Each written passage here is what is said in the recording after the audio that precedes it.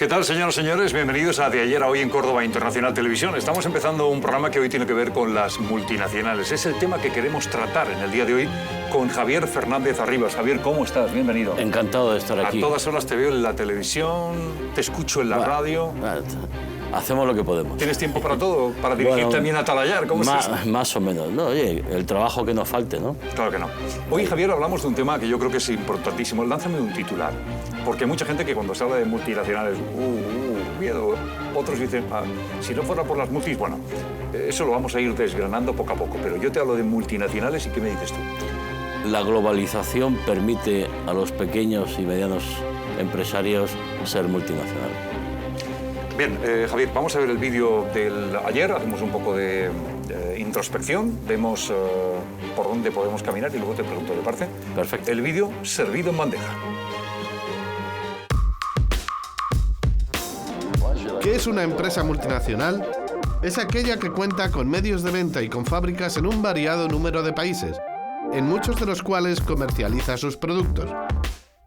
Puede considerarse la primera compañía multinacional, como tal, a la inglesa Compañía de Moscovia, del siglo XV, cuyo esquema siguieron las diversas compañías de India, inglesas, holandesas o danesas en el siglo XVII. También la banca Rothschild puede considerarse como una de las compañías precursoras del concepto actual de multinacional. Fue en el siglo XIX cuando muchas compañías decidieron desplazar sus fábricas a otros países con la intención de abaratar costes de transporte y evitar las cargas arancelarias. Sus características suelen ser extensión mundial, uso de nuevas tecnologías, inversión en I+D+I y parcelación de la producción. Es decir, que las diferentes partes de su producto final se pueden fabricar en distintos lugares para acabar montándose en otro. Curioso, porque le quería preguntar a Javier Fernández Arribas por las imágenes que hemos visto. Parece mentira, qué milagro la televisión, Javier, que te enseña una empresa, una multinacional, un embrión de multinacional antigua y luego pasas directamente al casi presente futuro. Es espectacular lo que puede hacer una imagen, cómo se trabajaba antes en la sombra más absoluta y luego con el colorido que da las multinacionales de ahora, más o menos, ¿no? Hombre, yo creo que el desarrollo que ha experimentado, por un lado, el transporte, por otro lado, las comunicaciones y, sobre todo, la necesidad de las personas que han emprendido un negocio y que, bueno, por el simple hecho de que el negocio va creciendo, va siendo demandado ese producto, no ya solo en tu país, sino en otros países. Y luego, bueno, el reportaje lo decía claro, para abaratar costes y tener una mejor distribución. Me da igual que puedan ser o coches o puertas o cualquier otro producto. También pagar menos impuestos, sobre todo evitar la doble imposición que se dice, es decir, pagar tanto en el país donde se está como en el país de origen. Yo creo que ahora mismo lo bueno que tenemos ahora es que tú, con un conectado a Internet, puedes vender desde unos cuadros, desde los calcetines, desde tus programas de televisión o de radio.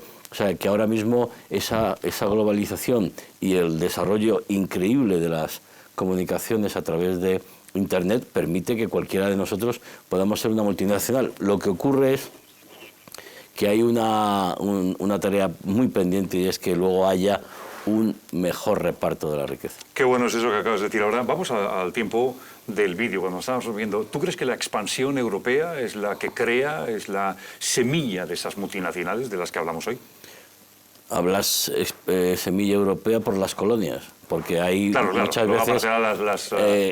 las empresas de Indias y demás. Claro, porque ahí lo que ocurre es que poco a poco los países, cuando empiezan a ir descubriendo otros lugares, pues empiezan a tener la necesidad de la gente que va para allá, pues tener desde los alimentos y las medicinas más imprescindibles a elementos para realizar el trabajo, herramientas de producción, los animales y luego, por supuesto, las patentes, la tecnología y las ideas. En ese caso yo creo que si tú te lo planteas, España fue uno de los pioneros a la hora de poder pensar en el imperio donde no se ponía el sol, que eso además acarreaba, pues eso, idear unos medios de transporte, pues desde las carabelas, etcétera, etcétera, que pudieran... La Casa de Contratación de Sevilla es la segunda multinacional de la historia. Exacto, o que luego tú tuvieras la necesidad de tener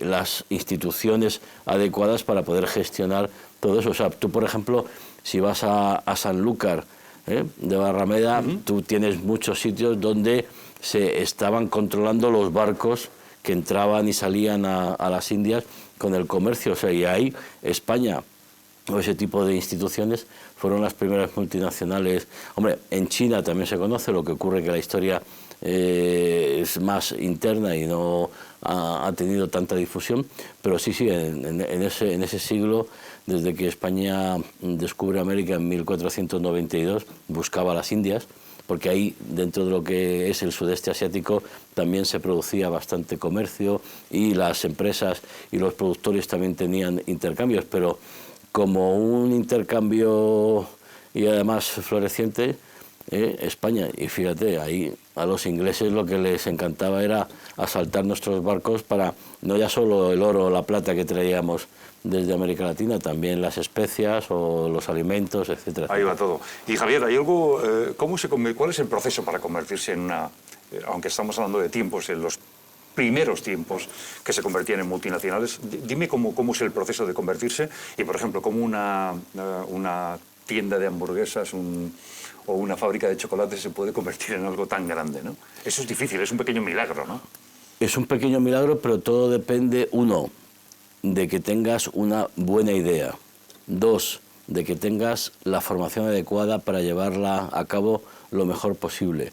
Tres, que puedas contar con la materia prima fundamental para crear un producto de calidad cuya demanda sea lo suficientemente elevada como para que a ti te sea rentable esa producción. Y luego gente que se puedas idea, ¿no? amortizar. Y luego, claro, si tú tienes un buen producto, tienes que darlo a conocer para que la gente conozca que tú estás haciendo ese producto y luego pues que la gente lo consuma. Es toda una cadena donde, bueno, al principio, en el siglo XV, el siglo XVI o incluso hasta el propio siglo XX, había unos condicionamientos muy grandes como era el transporte. O sea, no había un avión que podías meter, yo qué sé, 200 toneladas de naranjas. Por tierra te podías tirar toda la vida y tenías que ser por mar, ¿no? Claro, pero tú tienes ahí alimentos perecederos que, por ejemplo, para hacer una travesía desde cuando el Reino Unido tenía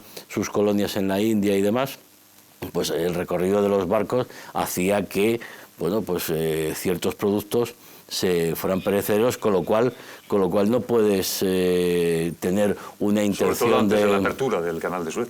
Por ejemplo, ahí ha habido progresos dentro de la humanidad, pues desde el canal de Suez, pero si nos vamos al otro hemisferio, el canal de Panamá también constituyó toda una era. Hoy precisamente hablaba yo con un amigo que me comentaba, curiosamente, el descubrimiento de América, que antes comentaba, fue posible gracias al chorizo. ¿Por qué? Porque de todos los alimentos que llevaban las carabelas, que no se pudrieron porque el viaje se alargó muchísimo más de lo que estaba previsto, pues era el chorizo que estaba embutido y que aguantó y que permitió que la gente que iba a las carabelas pudiera comer. El resto de los alimentos se pudrieron y tuvieron que tirarlos al mar. Y hablemos de Javier Fernández Arribas, de las compañías de Indias, o lo que es lo mismo, desde las metrópolis europeas a las colonias, haciendo rutas del este, del oeste, Indias orientales, Indias occidentales. Ahí empezó un sistema muy bien trazado, y las multinacionales ahí campaban a sus anchas. Hombre, ahí... Comienzo de multinacional. España tiene un fundamento que fueron los más de 7 siglos de presencia árabe musulmana en España, donde nos trajeron muchos productos. Nosotros conocimos muchos productos porque los árabes lo trajeron. También esos productos en China se habían creado antes. Entonces, lo que ocurre es que ese comercio tradicional que además, por ejemplo, en el Mediterráneo hemos tenido, los fenicios era el gran pueblo comerciante. Cuando se hace referencia al comercio, se hace referencia a los fenicios, ¿no? Entonces, ahí cuando tú tienes una hectárea o muchas hectáreas y tienes el cultivo del campo, pues necesitas vender tu producto para poder amortizar costes, pagar a la gente y luego ganar algo de dinero para poder seguir adelante. Entonces, ahí las multinacionales depende, porque ahora mismo hemos pasado de unas multinacionales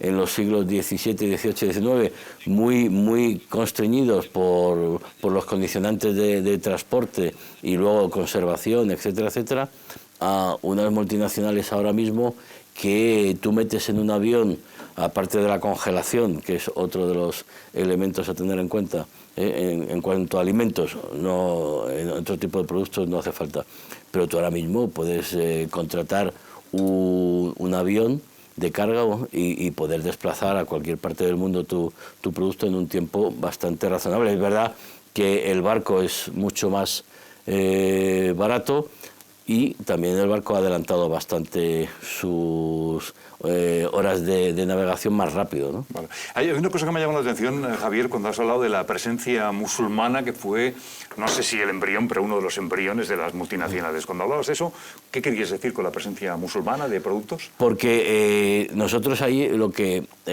tuvimos es que nos llegaron productos de fuera, que los españoles no conocíamos, pero que ese tipo de productos llegaron acá, se instalaron aquí y nosotros pudimos producirlos. Algo que también ocurrió con el descubrimiento de América. Por ejemplo, la patata y otro tipo de fruta que nosotros encontramos en América Latina. Cuando tú estás moviéndote, o sea, la base de la civilización que conocemos tiene como elemento fundamental que las personas nos movamos.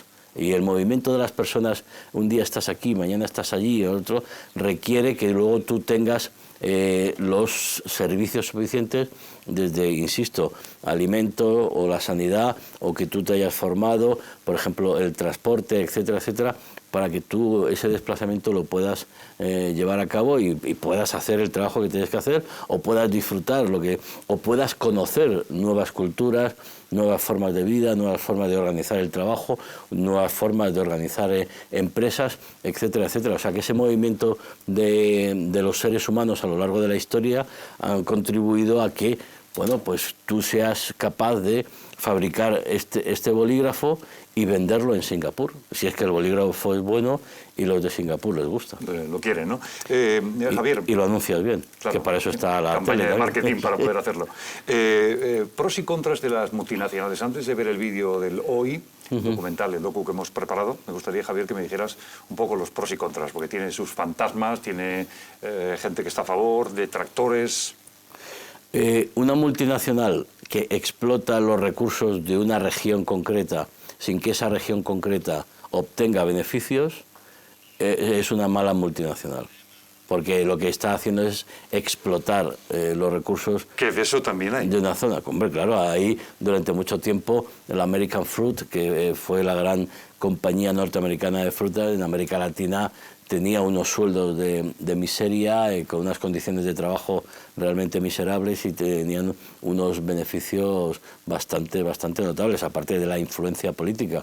Ahora mismo, hombre, todavía hay casos de empresas que, bueno, tienen unas condiciones de trabajo allá donde van que no son las que deberían, unos sueldos bastante bajos, pero yo creo que eso poco a poco ya se va persiguiendo, y esa explotación, ya hay empresas y sobre todo, afortunadamente, hay ONGs y hay instituciones y organizaciones que denuncian. Están muy encima de eso. Por ejemplo, ha habido marcas de calzado deportivo o marcas de ropa que se han visto denunciadas porque en algún caso o en algún momento, hace ya tiempo, ahora ya menos, en la cadena había algún niño, por ejemplo, cuando tú vas a África a lo que son las minas, pero no ya solo de diamantes o de el coltán. Tú tienes ahí a los niños que están siendo utilizados como trabajadores y por un sueldo de miseria. Eso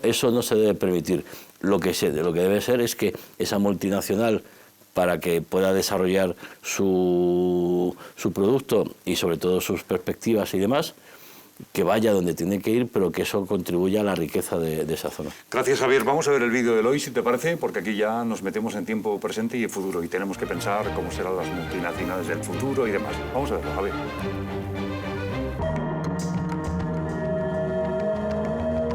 El fin de la Segunda Guerra Mundial y la popularización de los grandes avances científicos y técnicos alcanzados hicieron posible una expansión de la industria y la empresa como nunca antes.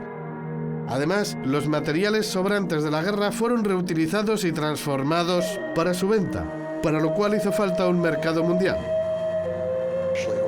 20 años después, en 1967, el economista John Kenneth Galbraith proclamó que la multinacional sería la tipología de compañía del futuro y enunció una serie de profundas implicaciones económicas, sociales y políticas. Pero no todo es positivo en torno a esta cuestión. De hecho, algunos grupos, como los antiglobalización y los altermundistas, consideran excesivamente positivo el término multinacional y prefieren el peyorativo transnacional. Ello es debido a que, pese a fabricar y vender en muchos lugares, la mayor parte de los beneficios regresan al país de origen de la compañía, así como su tributación, de forma que, a fin de cuentas, funcionan como agentes activos de la globalización, transmitiendo riquezas de los países del tercer mundo hacia los países desarrollados, incidiendo así en el mantenimiento del statu quo económico imperante. De hecho, grandes multinacionales como Coca-Cola, Nestlé o McDonald's son objeto de campañas de boicot por parte de este tipo de grupos, estimándose en millares de euros sus pérdidas en concepto de imagen. ¿Son las multinacionales compañías legítimas las cuales mejoran la vida de todos sus productos o agentes del empobrecimiento que perjudican a todo el planeta?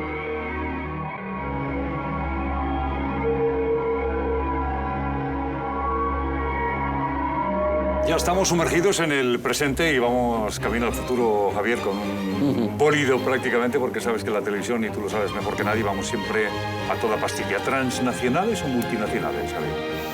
Yo lo que creo que deben ser empresas que tengan unos principios, que tengan unas condiciones de trabajo dignas, que tengan unos salarios dignos y unos horarios dignos y que los beneficios también reviertan en aquellas regiones del mundo de donde proceden.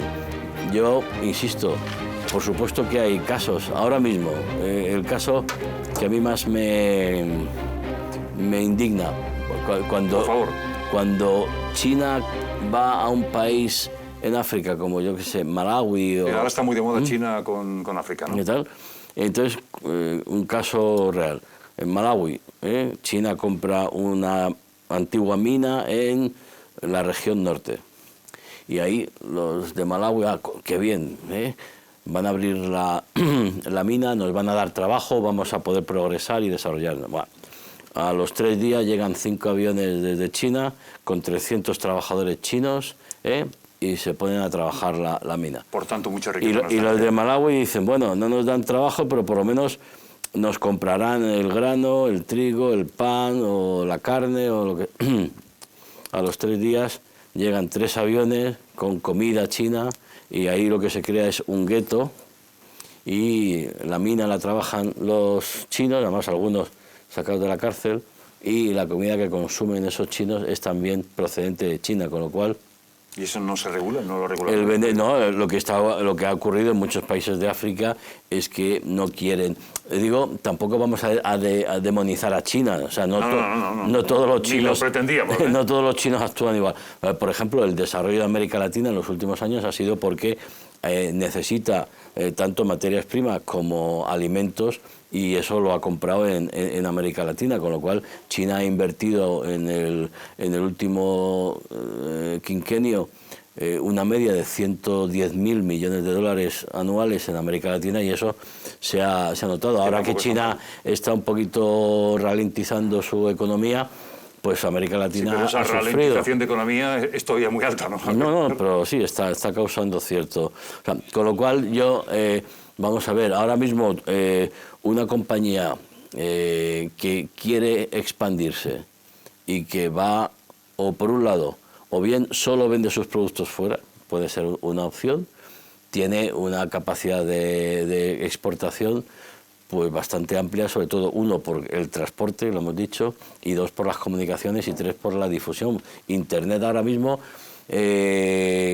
la revolución que se ha producido después de la Segunda Guerra Mundial, de tener muchos productos y un gran mercado para vender, aunque había una depresión, pero ahora mismo el boom que ha supuesto Internet a la hora de que tú o yo, insisto, podamos ser una multinacional, requerimos una idea y poder difundirla por Internet, y los costes se han abaratado bastante. Entonces, eso es una opción. ¿Qué ocurre? Que si nosotros fabricamos coches o perfumes o teléfonos o cualquier otra cosa y ponemos la fábrica y queremos explotar en un sitio concreto de otro país, de otro continente, y lo que debe ocurrir es que las personas de ese continente o de esa región, de esa ciudad, se beneficien de la inversión que hacemos. Javier Fernández Arribas, aquí me gustaría que fueras muy sincero. Las multinacionales y el cambio climático. El medio ambiente. Sí, ahí tiene, el medio ambiente. Vamos a ver, sí, cambio climático. Ahí tienen que ser respetuosos con el medio ambiente, porque ahora mismo el cambio climático, fíjate, viene derivado de eso. Está habiendo unas inundaciones en Perú terribles. Yo hace pocos días he estado en Pirineo y en lugar de hacer frío hacía 22 grados. O sea que ahora mismo mundo al revés, ¿no? El cambio climático es una realidad y todos debemos de preservar el medio ambiente. ¿Qué es lo que está ocurriendo en el mundo? Hombre, cuando tú tienes la cumbre de París, que fue por fin en la que primero obtuvo ciertos resultados después de que el protocolo de Kioto tuviera sus más y sus menos y no tuviera éxito. La casa sin barrera al final. Es que, por ejemplo, claro, ahora mismo nosotros, los países desarrollados, somos conscientes de que tenemos que cuidar el planeta, pero los países que están en vías de desarrollo, pues desde China a la India, que son grandes contaminadores, caso, ¿no? Digo, oiga, usted ha contaminado a Estados Unidos, Europa, usted ha contaminado un montón durante mucho tiempo para poder tener el desarrollo industrial, tecnológico y el bienestar que ustedes tienen. Ahora que estamos nosotros en ese proceso, ¿por qué nos vamos a cortar? Oiga, pues hubo un acuerdo en París, que yo creo que es un acuerdo muy interesante y sobre todo muy necesario, y tenemos la gran incógnita del señor Trump, que no sabemos, que yo creo que no va a seguir lo que firmó Obama en París, cosa que va a ser muy preocupante para el resto. Pero las empresas, claro que tienen que cuidar el medio ambiente. Lo que ha ocurrido en la Amazonía, en Brasil, etcétera, eso ha sido brutal. Un asesinato ecológico, no ya solo para los habitantes de esa zona, sino para la población mundial. Y hablemos también, si te parece, Javier, de la influencia de las multinacionales en los países empobrecidos. Pues deberían ser un elemento para que esa pobreza se corrigiera.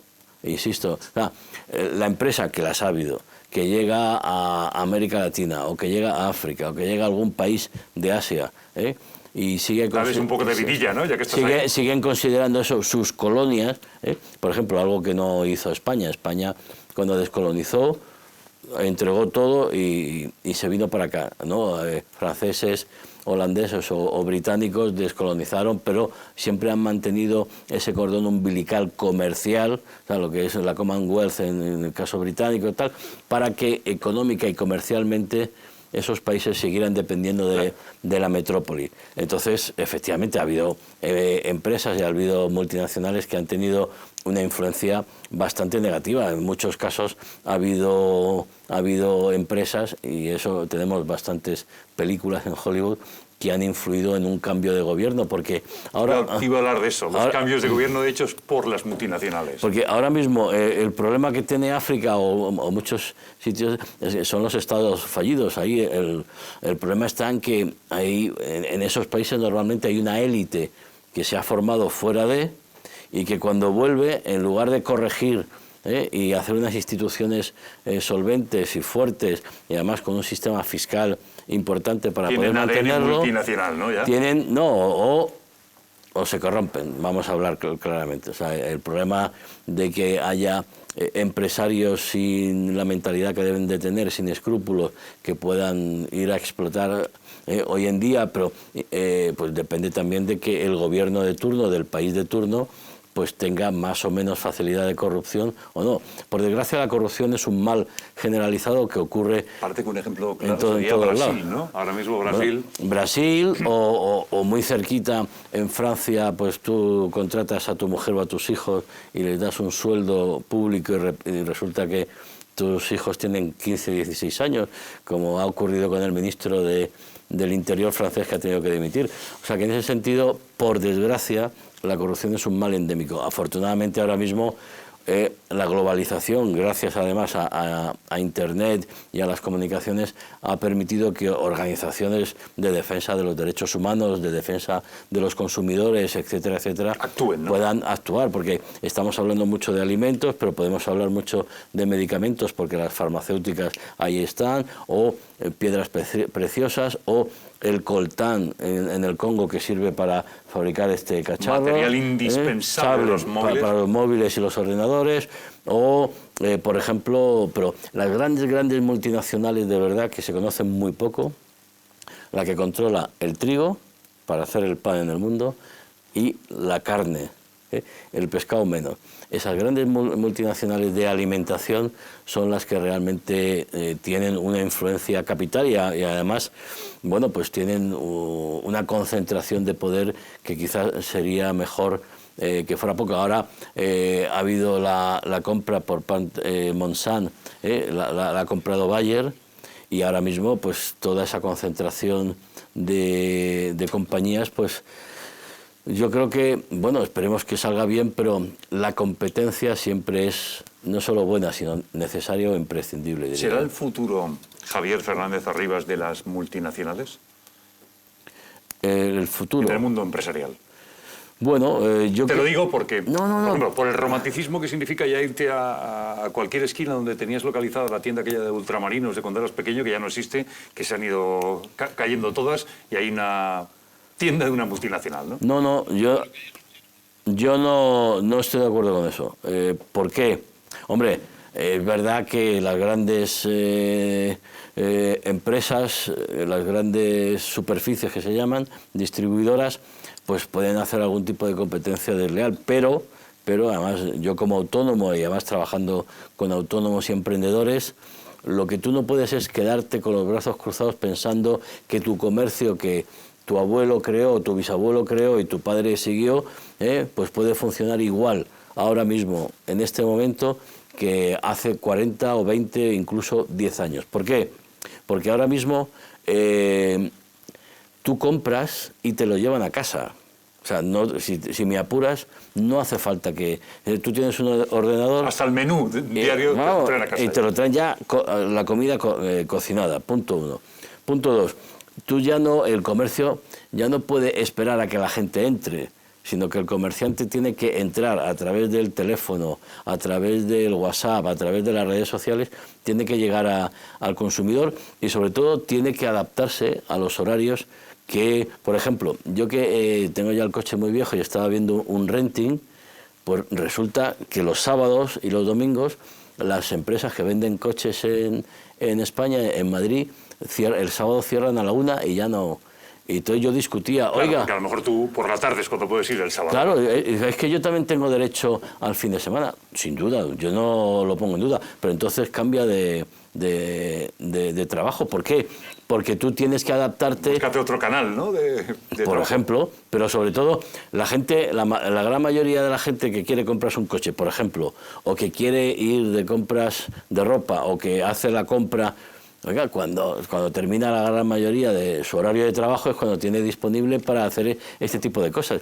Entonces, a lo que me refiero, y ya sé que se me van a echar encima los sindicatos y me van a llamar de todo y tal, oiga, usted si tiene que trabajar sábado y domingo tendrá que librar lunes y martes, pero es que usted va a vender más coches si usted vende coches cuando la gran mayoría de posibles compradores tienen tiempo para ir a verlo. Como usted está cerrado, pues usted no...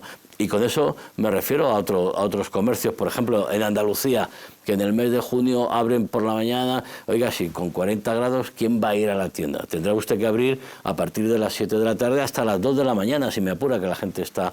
O sea, a lo que voy es que... Adaptación a nuevos tiempos. Tú tienes que adaptarte a los nuevos tiempos y sobre todo con las nuevas tecnologías. Y tú ahora mismo, si tienes una buena idea... hay muchos casos de españoles que están haciendo un gran negocio y le están comprando en cualquier lugar del mundo, ¿no? Javier Fernández Arribas, como siempre, un auténtico placer, maestro, escucharte, que sigas en la radio, en la televisión a todas horas. Además, esta televisión que se ve en todo el mundo, pues es un ejemplo. Es un ejemplo de hacerlo bien, ¿no? Claro. Gracias, Javier. Nos marchamos. De ayer a hoy en Córdoba Internacional Televisión, un placer. Hoy hemos hablado con Javier Fernández Arribas de las multinacionales. Hemos aprendido un montón, hemos visto que las evoluciones están muy claras y en el próximo programa intentaremos hacer lo mismo. Yo creo que lo conseguiremos. ¿Por qué? Porque le ponemos mucha pasión, mucha dedicación y hay periodistas muy buenos trabajando aquí. Así que hasta la próxima. Gracias.